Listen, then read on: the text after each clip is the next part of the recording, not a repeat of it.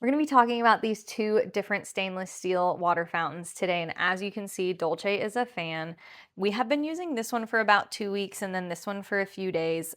We want to just go ahead and see basically which one her and Coco prefer, but I'm just going to tell you guys the differences between the two because I'm pretty sure I know which one she's going to prefer, okay?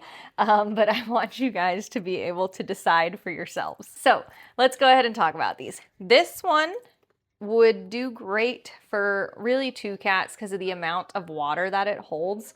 But this one also holds a decent amount of water. This one holds a little less than this one right here. This one has multiple spouts, right? So the multiple spout thing to me is important because this one right here will tend to bully Coco. So if Coco's drinking water and she decides she's thirsty, then she kind of basically kicks her out kind of situation. So with this one on the right, there are multiple places for them to drink from versus this one, there's only one, okay? Now, this one has one place where the water drains out. This one has three. So like this is raised, or this part in here in the middle, and then the top, the sides are raised. There's three places for the water to go out on that one. They're both backlit with a blue light, so that way you can just glance quickly and see if they need more water or not. This one tends to play with the water on here, especially if she gets irritated. She'll start smacking it and I'll walk up and I'll see water everywhere. So that is not a super great thing as a owner, obviously, as you can imagine. So we're even seeing a little bit of water damage on the side of the furniture right here because of it. But she's gonna play with either one of these water fountains, I think, because the water falls down. So there's that. They're both stainless steel. Both of them have like a silicone ring, so it's not coming out of a plastic spout. A lot of cat fountains that say it's all stainless steel, and then this part's usually like plastic, right? That's not the case with this one.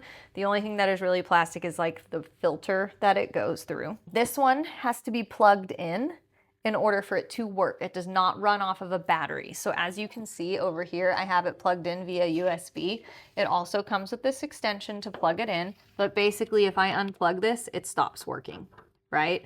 And then if I plug it back in, obviously it'll start working again. This one, I can move around and it doesn't have to be plugged in. Okay, it also will tell me right here, if the battery's low, it's flashing red. So obviously I know that now I'm going to have to charge that. It will work while it's plugged in. So it's not like it doesn't work if it's not plugged in. This one's motion censored. This one is not. So this one will stop running if the cats walk away for a certain amount of seconds and it'll stop. But then once they come back up, it'll start back up again. This one is not motion censored. It is always running. Now, both of them are extremely quiet. Okay, so there's that. One other thing that I tested, by the way, is if this gets below the minimum line, it stays blue. If this one gets below the minimum line and needs refilling, it turns red. So that way you can actually see based off of the color, not just the water level, that it needs to be refilled. But yeah, I think you will be happy with either one.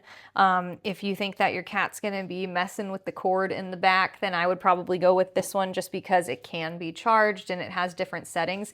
If you're like, well, sometimes I want it to run all the time and sometimes I don't, it has different modes, right? So you can have it run constantly or you can have it on motion censored, okay?